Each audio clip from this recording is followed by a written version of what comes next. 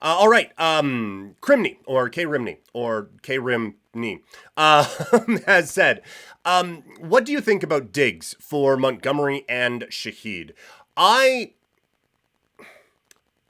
I was not on the Diggs bandwagon to start this year, and I feel like as this offense continues to progress, that maybe he is not going to be as big of a part of it. I do like that they're trying to get him involved right now, but I feel like there's been a couple of times where, oh, if Dell makes a play or if someone else makes a play, then maybe there isn't a Diggs thing. Like I feel like he could get pushed into being an afterthought. Crimney,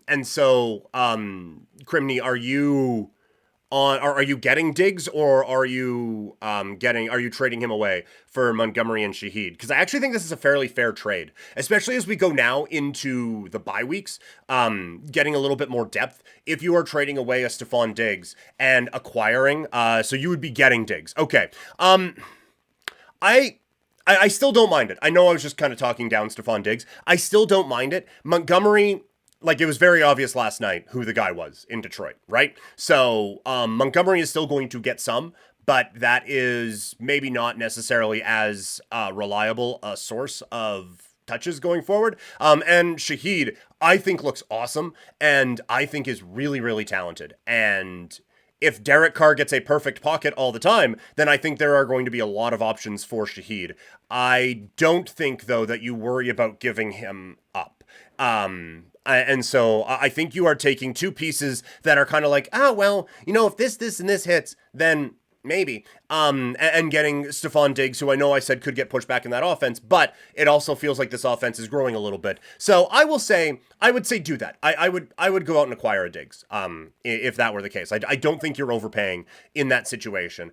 And like you're a Collins injury away from being right in there. Although, I mean, we just talked about that with the other two guys that you kind of need injuries for them. So maybe not the best point, but I do think I would take that deal and I would be getting Diggs in that spot. Okay, let's go now into the fantasy football waiver wire as we get now into the bye week season and we start to see, okay, what kind of depth do we actually have? A few of these are going to be guys you can play right away, and a few of these are going to be guys that maybe you need to just kind of stash for a rainy day. At quarterback, this one is a bit more of a if you are desperate play. It is Justin Fields, 32% owned. They'll be facing the Cowboys this week, and I do think that Dallas can be a tricky matchup for quarterbacks at times, but you look at how the Cowboys have struggled so far this season. Yes, Thursday night against Daniel Jones, okay, they give up a lot of yards though, and I think that is something to keep an eye on.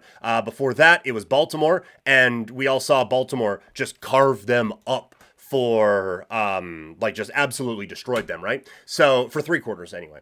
And then before that, it was New Orleans. Okay, well, the Saints didn't punt, so they played pretty well. And then the week before that, yeah, they beat Cleveland, but I think we're starting to see giving up 17 points to Cleveland is maybe a little bit more concerning than it should be. So I think that Justin Fields has an opportunity to put up some points this week. And so if you have a Jalen Hurts on a bye or something like that, I think that this is a fine pickup to help you out in that area. By the way, the cutoff that I have for these is 35% owned or fewer.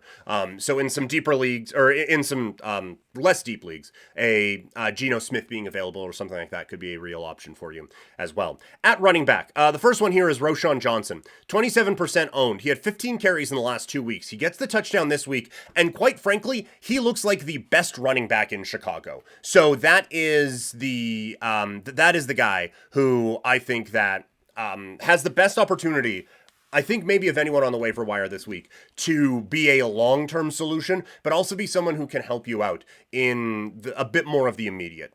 At 24% owned, it's Samaje Perine. Very quiet in the passing game this week, but he does get a goal line look, and that gets him into the end zone, which does kind of save his day a little bit. As Deeds, I don't know if Deeds is still hanging out in the chat, but Deeds knows that kind of saved him a little bit. Deeds has him, I think, on his bench. He and I were I almost got my first vampire there. We almost got there, but not quite. So, but still, Perine, I think, is someone who has some opportunities because Steele's look bad, and it's a couple of fumbles now for Steele, and it feels like he has been kind of pushed now into short yardage fullback, running back 3 territory. I think Perine is always going to have a role in the passing game. Kareem Hunt looked fine. That is one that is available in a number of leagues. ethically, I have an issue with picking him up. Maybe I'll do some Googling to see how much he has kind of learned from that situation that he had a few years ago. But he does feel like he's going to get a bit more of the carries out there. And the last running back is Tyler Algier. He had 10 carries / targets this week, 8 carries, 2 targets. He's not going to take Bijan's role, but there is a chance that he still gets his a little bit. And he is showing like he is still a talented running back. And I think right now for an Atlanta offense that still kind of feels a little stuck in the mud, they are going to need to just have as many talented people as they can. That was one thing we didn't talk about in the NFL rundown, but Atlanta, like the final score looks better than it was. They got, I believe it was a pick 6 and a muffed punt for a touchdown and then a bunch of field goals to help them win. So I wouldn't be taking Atlanta too seriously right now, but I think Algier has a chance in this offense. At wide receiver, Wan'Dale Robinson, 27% owned. Even if Neighbors is healthy, he has had 8+ targets in 3 of 4 games. Now, those targets are coming from Daniel Jones. So, concerns. But this is still, I think, someone who is just getting a whole lot of volume. And you have to understand that the floor could be 0. Like that, this is not just a nice little safe 4 points. Let's just get it and move on. No. This could goose egg you. And quite honestly, the ceiling ain't that high. But there is still a pretty good range in there where I think you can be successful with Wan'Dale Robinson. Another one here, Michael Wilson, 17% owned, 16 targets in the last 2 weeks combined.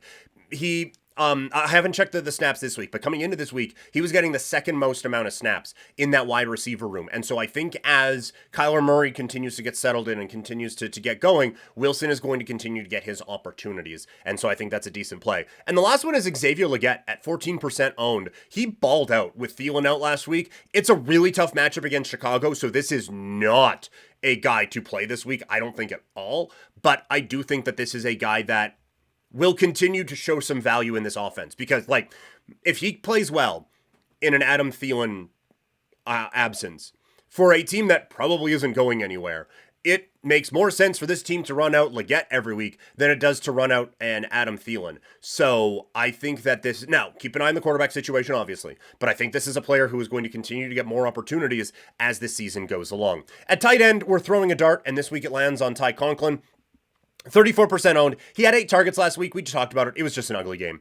On the defensive side, it is toxic. This is your time. You're asking for defenses. We got them for you.